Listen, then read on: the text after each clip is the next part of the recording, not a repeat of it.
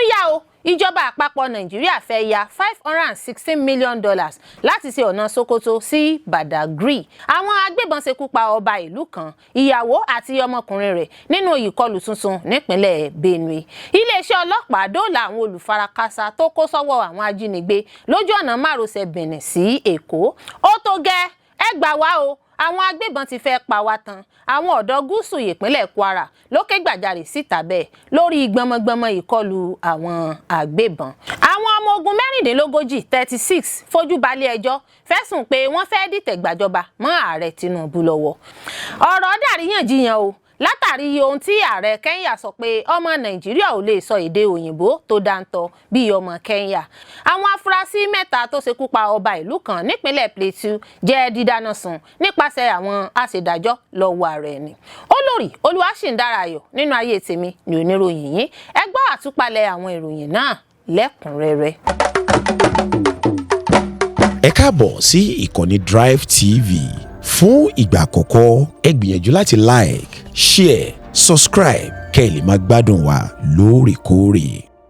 Ó tún yá o ìjọba àpapọ̀ nàìjíríà fẹ́ ya $516 million láti ṣe ọ̀nà Sokoto sí Badagry. $516 million tó. Ààrẹ Bọ́lá Ahmed Tinubu ti ké sí ilé ìgbìmọ̀ asòfin ilẹ̀ Nàìjíríà kí wọ́n buwọ́lu owó yá tí iye rẹ̀ tó $516,333,070 tí òun fẹ́ yá láti gbọ́ bùkátà ojú ọ̀nà márosẹ̀ Sokoto sí Badagry tó fẹ́ ṣe. Ọ̀rọ̀ náà ló wà nínú lẹ́tà kan tí ààrẹ ilé ìgbìmọ̀ asòfin Godswill Akpabio kà níwájú àwọn ọmọ ilé. Gẹ́gẹ́ bí lẹ́tà náà ṣe sọ, owó tí ìjọba fẹ́ yá ọ̀hún ni wọ́n ń retí láti ilé ìfowópamọ́ Doche, èyí tí wọn yóò fi ṣe abala 1A àti 1B ojú ọ̀nà náà tí yóò ní 1,000 kìlómítà. Ìjọba sọ pé ọ̀nà náà ni yóò so agbègbè àríwá ìwọ̀ oòrùn pọ̀ mọ́ gúúsù ìwọ̀ oòrùn Nàìjíríà. Ìjọba àpapọ̀ sọ pé ojú ọ̀nà márosẹ̀ ọ̀hún ni yóò jẹ́ ọ̀kan lára àwọn iṣẹ́ tó ṣe gbòógì lára àwọn àkànṣe iṣẹ́ ìjọba Tinubu lábẹ́ àsíá Renewed Hope. Nígbà tó ń ṣàlàyé bí wọn yóò ṣe ná owó náà, ààrẹ sọ pé ọ̀nà ọ̀hún yóò la ìpínlẹ̀ Sokoto, Kebbi, Niger, Kwara, Ọ̀yọ́, Ògùn àti Èkó kọjá. Ìjọba ní ọ̀nà ọ̀hún tí ìwọ̀n rẹ̀ tó 1,000 kìlómítà yóò so ìpínlẹ̀ Sokoto, Kebbi, Niger, Kwara, Ọ̀yọ́, Ògùn àti Èkó pọ̀ mọ́ ara wọn bẹ̀rẹ̀ láti Iléla títí dé Badagry. Wọ́n ní yóò tún dín iye àkókò tí àwọn arìnrìn-àjò ń lò lójú ọ̀nà ọ̀hún kù. Tinubu sọ pé ọdún 9 ní ìjọba Nàìjíríà yóò fi san owó náà tán, àmọ́ kò ní san owó kankan ní ọdún 3 àkọ́kọ́. Lẹ́yìn náà ló rọ àwọn aṣòfin ọ̀hún kí wọ́n tètè buwọ́lu ẹ̀bẹ̀ òun láti ya owó náà. Nígbà tí olórí àwọn aṣòfin náà ka lẹ́tà ààrẹ níwájú ilé pẹ̀lú mímẹ́nuba pàtàkì àwọn ojú ọ̀nà tí ìjọba fẹ́ fi owó náà ṣe. Wọ́n ní ọ̀pọ̀ àǹfààní ni yóò ṣe fáráàlú tí wọ́n bá ti parí rẹ̀ tán.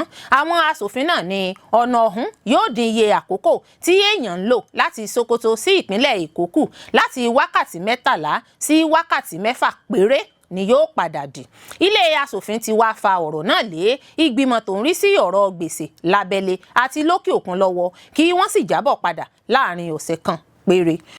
Àwọn agbébọn ṣekú pa ọba ìlú kan, ìyàwó àti ọmọkùnrin rẹ̀ nínú ìkọlù tuntun nípínlẹ̀ Benue. Ó mà ṣe o, ọba ìlú Olegabulu níjọba ìbílẹ̀ Agatu nípínlẹ̀ Benue, olóyè Mọ̀mọ́ Àwòdì àti ìyàwó rẹ̀ Abigail ti jẹ́ ṣíṣekú pa lọ́jọ́bọ̀ Thursday nípasẹ̀ àwọn agbébọn nínú ìkọlù tuntun lágbègbè náà. Gẹ́gẹ́ bí ìròyìn Saturday Punch ṣe gbé jáde síta nípa ìròyìn tí wọ́n kó jọ lọ́jọ́ Ẹtì Friday, ọmọkùnrin Àwòdì Boniface Ochochi náà tún jẹ́ ṣíṣekúpa nínú ìkọlù ọ̀hún pẹ̀lú Ochoweji Ochegu àti Deborah Ochoweji. Olùgbé ìlú kan sọ fáwọn akọ̀ròyìn pé àwọn aṣèkọlù náà ló ya wọ inú ìlú lórí ọ̀kadà alùpùpù tí wọ́n sì bẹ̀rẹ̀ sí ní darapọ̀ mọ́ àwọn aráàlú ṣáájú kan tó ṣèkọlù burúkú wọn. Ẹni náà tó sọ̀rọ̀ tó ní kán forúkọ bòun láṣìírí sọ wípé àwọn aṣèkọlù náà ya wọ ilégbèé ọba ìlú náà tí wọ́n sì ṣínà ìbọn bolẹ̀ fún òun àti mọ̀lẹ́bí rẹ̀. Ẹni náà sọ wípé àwọn aṣèkọlù náà kì í ṣe Fúlàní nítorí pé nígbà tí wọ́n dé wọ́n ní wọ́n kí àwọn èèyàn ní èdè àwọn, kò sì sẹ́nì kankan tó fura sí ohunkóhun. Ó fi kún pé ìpayà ìbẹ̀rùbojo gbalẹ̀ lẹ́yìn tí àwọn aṣèkọlù náà ṣínà ìbọn bolẹ̀, èyí tó mú káwọn olùgbé ìlú sá àsálà fún ẹ̀mí ara wọn fún ààbò. ó fi kún pé àwọn aṣèkọlù náà ṣọṣẹ́ láabi fún 20 ìṣẹ́jú lẹ́yìn tí wọ́n ṣèkọlù sílégbèé ọba ìlú náà. Níṣe ni wọ́n tún bọ́ sínú ilé mìíràn tí wọ́n sì ṣekú pa èèyàn méjì. Ẹnìkan farapa ṣáájú kó tó fẹsẹ̀ fẹ́. Alága ìjọba ìbílẹ̀ Agatu Melvin Eje fìdí ìṣẹ̀lẹ̀ náà múlẹ̀ nínú ìfọ̀rọ̀wánilẹ́nuwò kan lórí fóònù ìbánisọ̀rọ̀ lọ́jọ́ Ẹtì Friday tó sì ní èèyàn 5 ló jẹ́ ṣíṣekú pa nígbà tí ẹnìkan sì ṣe léṣe. Ó fi kún pé àwọn àjọ elétò ààbò ti ṣàbẹ̀wò síbi tí ìṣẹ̀lẹ̀ náà ti wáyé nígbà tí wọ́n kàn sí agbẹnusọ ọlọ́pàá ìpínlẹ̀ Benue DSP Udeme Edet. Ó sọ wípé òun kò tíì gba ìròyìn lẹ́kùnrẹ́rẹ́ nípa ìṣẹ̀lẹ̀ ìkọlù náà. Iléeṣẹ́ ọlọ́pàá dóòlà àwọn olùfarakásá tó kó sọ́wọ́ àwọn ajínigbé lójú ọ̀nà márosẹ̀ Benin sí Èkó. Àdúpẹ́. Iléeṣẹ́ ọlọ́pàá ìpínlẹ̀ Edo ti sọ wípé òun ti ṣàṣeyọrí nípa dídóòlà àwọn olùfarakásá níbi ìṣẹ̀lẹ̀ ìjínigbé ọ̀tọ̀ọ̀tọ̀ méjì lójú ọ̀nà Benin sí Èkó àti àwọn agbègbè aginjù tó sopọ̀ mọ́. Iléeṣẹ́ ọlọ́pàá náà sọ èyí di mímọ̀ nínú àtẹ̀jáde ìròyìn kan tó jẹ́ bíbuwọ́lù nípasẹ̀ alukoro iléeṣẹ́ ọlọ́pàá Ino Ikoedem lọ́jọ́ Ẹtì Friday.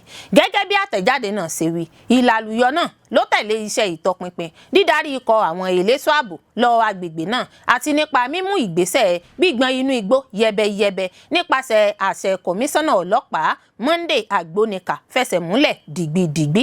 Àtẹ̀jáde náà sọ wípé inú iléeṣẹ́ ọlọ́pàá dùn láti fi tó àwọn aráàlú létí pé gbogbo àwọn olùfarakásá tó jẹ́ jíjígbé sálọ lásìkò ìṣẹ̀lẹ̀ ìjínigbé àìpẹ́ yìí lójú ọ̀nà márosẹ̀ Benin sí Èkó ti jẹ́ dídóòlà láàyè láyọ̀ àti àlàáfíà.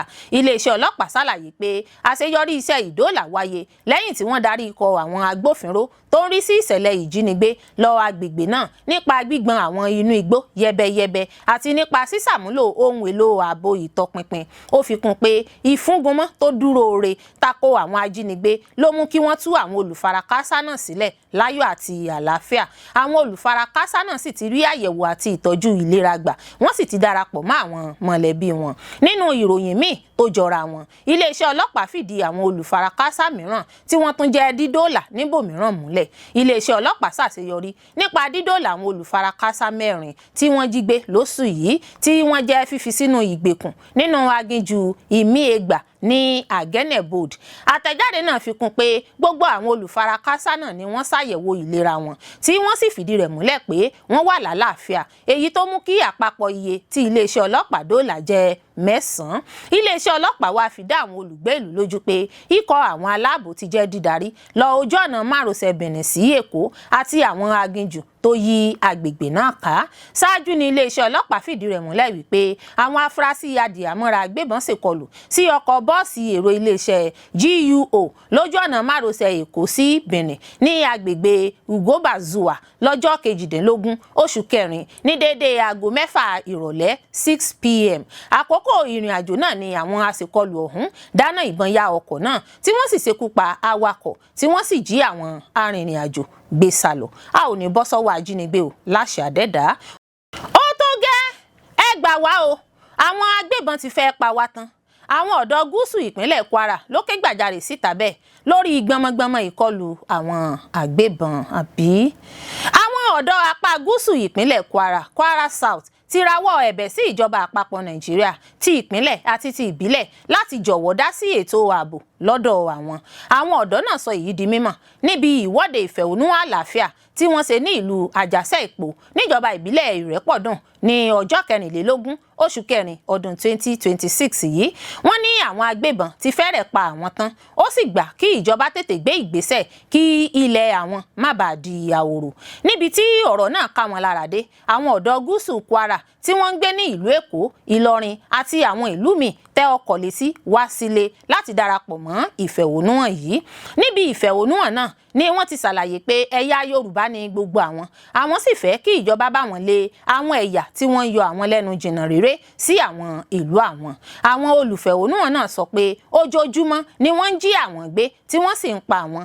Èyí ni ó ní ó fi pọn dandan fún ìjọba báyìí láti gbé ìgbésẹ̀ kí wọ́n sì lé gbogbo àwọn ajínigbé wọ̀nyí kúrò lórí ilẹ̀ àwọn. Ọ̀kan lára àwọn olùfẹ̀hónúhàn náà, Afeez Alẹ́ṣinlọ́yẹ, sọ pé ìṣẹ̀lẹ̀ ìjínigbé àti ìpànìyàn ní gúúsù Kwara ti kúrò ní ohun tí èèyàn lè fi ọwọ́ yẹpẹrẹ mú. Alẹ́ṣinlọ́yẹ sọ pé àwọn ọba wa ń sùn wọ́n hanrun ṣùgbọ́n àwọn ọmọ ìlú ò lè sun ilé mọ́. Wọ́n ní gbogbo àwọn akọni tí àwọn gbójúlé ní ìlú kọ̀ọ̀kan ni wọ́n ń pa lọ́kọ̀ọ̀kan tí àwọn kò sì rí nǹkan kan ṣe sí. Àwọn aráàlú ní àwọn fẹ́ kí ààrẹ Tinubu dìde sí ọ̀rọ̀ àwọn torí Yorùbá làwọn náà, kò sì yẹ kí ọmọ Yorùbá máa jìyà ní ojú wọn. Ní ọjọ́bọ̀ Thursday ni wọ́n tún ya wọ ìlú mẹ́ta, Alábẹ, Babanla àti Kájọlà. Èèyàn 11 ni wọ́n jí gbé lọ tí agbára àwọn ò sì dá wọn dúró. Wọ́n ń gbé ọba, wọ́n ń gbé ìjòyè, wọ́n ń gbé aráàlú. Àwọn fẹ́ kí ìjọba Kwara àti ìjọba àpapọ̀ wá gba àwọn o. Ìlú tí àwọn agbébọn ti ṣọṣẹ́ lé ní 20. Ẹlòmíràn tó tún kí ọ̀rọ̀ yìí lẹ́yìn ní ọ̀gbẹ́ni Muritala Ìṣọ̀lá, ẹni tó ṣàlàyé pé ìjọba ìbílẹ̀ 7 ló wà ní gúúsù Kwara. Àwọn ìlú tí àwọn oníṣẹ́ ibi yìí ti fọwọ́ bà níbẹ̀ lé ní 20. Àwọn ìlú náà bó ṣe kà wọ́n ní Òrékè, Babanla, Òkè-Ọdẹ, Bayagan, Ọ̀rá, Àdànlá, Mẹ̀múdù, Ṣàgbé, Òmùgò, Alóṣòrò, Aláwọ̀n, Ìgànmù, Al-Eri, Búdesù, Búṣewà, Ọlọ́gọ́mọ̀, Àgbékú, Ògúnjìn, Àbáwọ̀n, Ìdọ̀fin Odò, Àsè, Ọwá Onírè àti Adìn Ilé-Ire. Bákan náà ló dárúkọ àwọn ìlú kan pé wọ́n ti di ahoro báyìí. Àwọn ìlú náà bí Ìṣọ̀lá ṣe pè wọ́n ní Òmùgò, Àjégúnlẹ̀, Ahun, Ọ̀yátẹ̀dó, Òkè Ọ̀yán. Ó ní wọ́n ti di ahoro báyìí látàrí ìjínigbé tó ti di lemọ́lemọ́ níbẹ̀. Wọ́n ń gbé àwọn láya, gbé àwọn lọ́kọ, wọ́n sì ń gbé àwọn lọ́mọ lọ. Wọ́n rọ ìjọba kí wọ́n má ṣe wo àwọn níran. Níbi ọjọ́ méjì sẹ́yìn wọ́n ya wọ ìlú Ọláyínká, wọ́n sì gbé ọba ìlú náà àti àwọn míì lọ. Ó ṣe pàtàkì fún ìjọba kí wọ́n tètè gbé ìgbésẹ̀ lórí ọ̀rọ̀ yìí, ó tó gẹ́. Àwọn ọmọ ogun 36 fojú balẹ̀ ẹjọ́ fẹ̀sùn pé wọ́n fẹ́ dìtẹ̀ gbàjọba mọ́ ààrẹ Tinubu lọ́wọ́. Ìgbẹ́jọ́ àwọn ọmọ ogun 36 tí ìjọba fẹ̀sùn kàn pé wọ́n gbìmọ̀pọ̀ láti gbàjọba ààrẹ Bọ́lá Tinubu ti bẹ̀rẹ̀ nílé ẹjọ́ iléeṣẹ́ ológun ilẹ̀ Nàìjíríà. Olú iléeṣẹ́ ológun ilẹ̀ Nàìjíríà tó ṣe ìfilọ́lẹ̀ ìgbẹ́jọ́ náà lọ́jọ́ Ẹtì Friday ọjọ́ 24 oṣù kẹrin yìí sọ pé ẹ̀sùn ìdìtẹ̀gbàjọba èyí tó léwu fún ààbò orílẹ̀-èdè lẹ̀sùn tí wọ́n fi kan àwọn ọmọ ogun náà. Ìgbẹ́jọ́ náà wáyé ní Guard Brigade Scorpion Mess, Asokoro nílùú Àbújá níbi táwọn ológun ti dúró wámúwámú. Kódà àwọn akọ̀ròyìn kò láǹfààní láti wọ ibi tí ìgbẹ́jọ́ náà ti wáyé. Iléeṣẹ́ ìròyìn náà ṣàlàyé pé ní déédéé aago 9 òwúrọ̀ ọjọ́ Ẹtì Friday ni wọ́n gbé àwọn afurasí náà lọ ibi ìgbẹ́jọ́ ọ̀hún níbi táwọn agbẹjọ́rò wọn ti wá bá wọn. Nínú àtẹ̀jáde tí olú iléeṣẹ́ ọmọ ogun fi síta, ó ṣàpèjúwe ìgbẹ́jọ́ náà gẹ́gẹ́ bí ìgbésẹ̀ pàtàkì fún ìbáwí àwọn ọmọ ogun. Olú iléeṣẹ́ ọmọ ogun ní àwọn kò ní fi igbá kan bọ ọ̀kan nínú lórí ìgbẹ́jọ́ náà. Lóṣù kẹwàá ọdún 2025 ní iléeṣẹ́ ọmọ ogun Nàìjíríà kéde pé àwọn ti mú àwọn ọmọ ogun 24 lórí ẹ̀sùn wípé wọ́n tasẹ̀ àgẹ̀rẹ̀. Lẹ́yìn náà ní ìwádìí tẹ̀síwájú tí wọ́n sì mú àwọn afurasí míì lórí ẹ̀sùn ìgbìmọ̀pọ̀ láti dìtẹ̀ gba ìjọba. Ṣé ìdìtẹ̀gbàjọba ikọ̀ ológun ló jẹ́ èyí tí kò tí ì wáyé láti ìgbà tí orílẹ̀-èdè Nàìjíríà ti padà sí ètò ìjọba àwarawa lọ́dún 1999. Àmọ́ àwọn ológun ṣèjọba orílẹ̀-èdè Nàìjíríà fún ọ̀pọ̀lọpọ̀ ọdún lẹ́yìn òmìnira ọdún 1960. Èyí gan ló jẹ́ kí ọ̀rọ̀ àwọn afurasí tó fẹ́ dìtẹ̀ gbàjọba máa ń kọ ọ̀pọ̀ èèyàn lóminú. Gómìnà ìpínlẹ̀ Bayelsa tẹ́lẹ̀ rí Timi-Press Silva tó wà lára àwọn afurasí náà lòun ti ṣáájú jápa na pápábùrà. Ṣáájú láàrin ọ̀sẹ̀ yìí ní ìjọba àpapọ̀ ti kọ́kọ́ gbé afurasí 7 lọ sílé ẹjọ́ gíga àpapọ̀ tó wà nílùú Àbújá lórí ẹ̀sùn ìdìtẹ̀gbàjọba, ìgbésùnmọ̀mí àtàwọn ẹ̀sùn míì. 6 nínú àwọn afurasí ọ̀hún ló farahàn nílé ẹjọ́ tí wọ́n sì sọ pé àwọn ò jẹ̀bi ẹ̀sùn tí wọ́n fi kan àwọn. Mínísítà fún epo rọ̀bì tẹ́lẹ̀ tó tún jẹ́ gómìnà ìpínlẹ̀ Bayelsa tẹ́lẹ̀ rí Timi-Press Silva ní ẹnì keje àmọ́ kò farahàn nílé ẹjọ́. Ohun tí a gbọ́ ni pé ó ti na pápábùrà.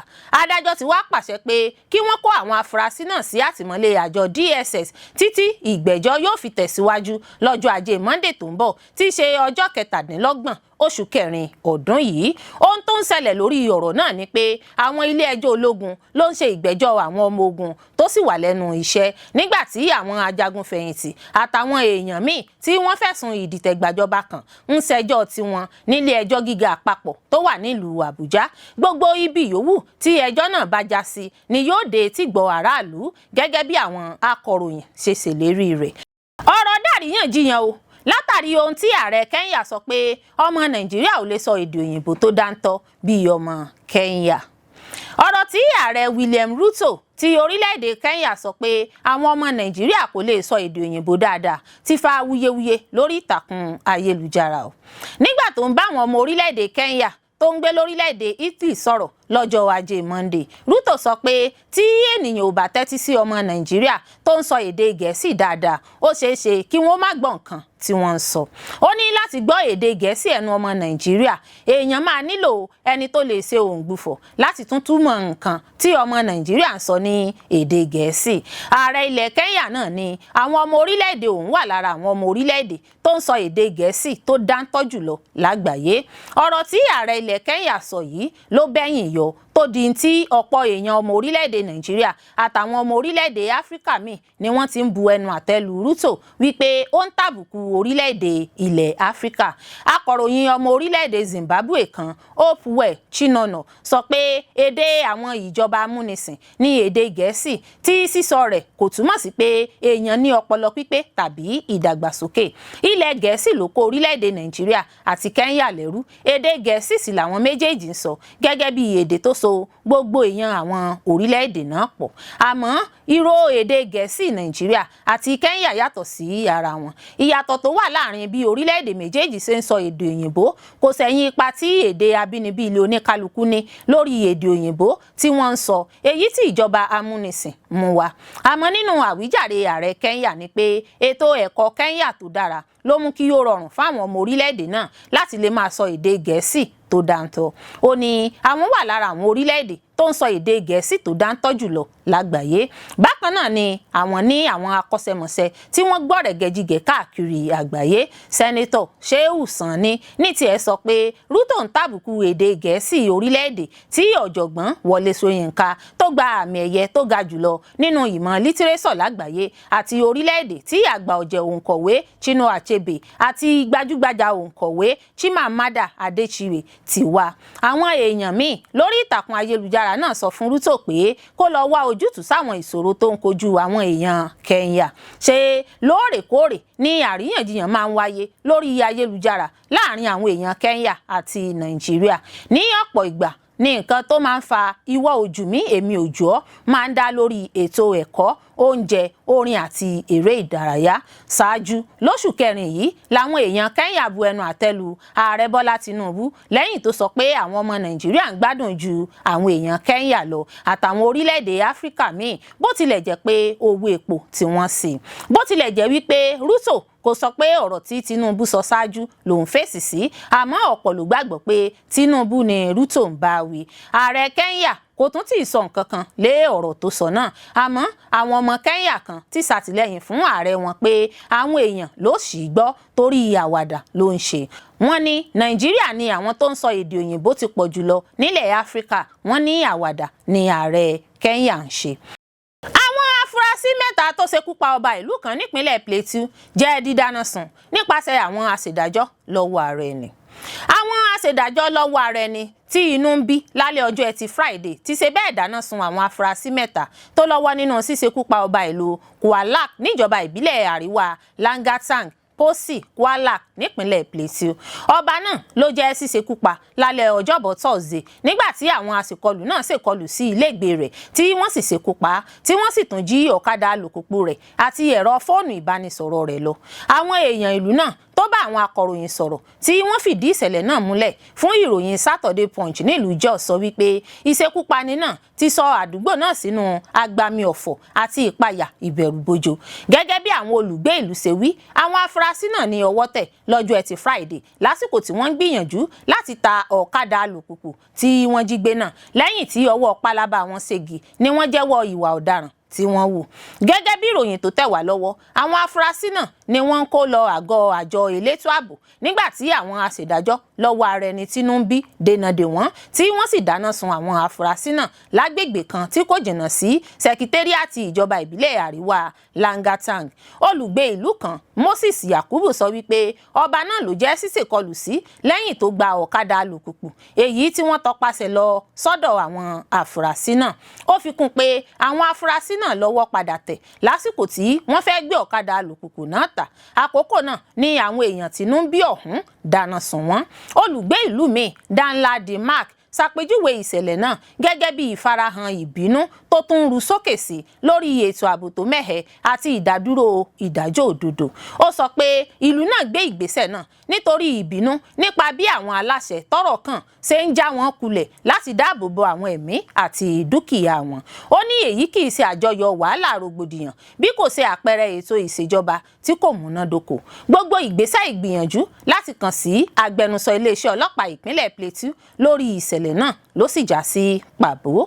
Olórí Olúwaṣìndáráyọ̀ nínú ayé tèmi ni oníròyìn yín. Ẹ ṣé púpọ̀ fún gbígbọ́ àti wíwò tí ẹ ń wò wá. Etí tí ẹ fi ń gbọ́ wa kò ní di, ojú tí ẹ fi ń wò wá kò ní fọ́. Láṣẹ Adẹ́dàá yóò sì dára fún yín.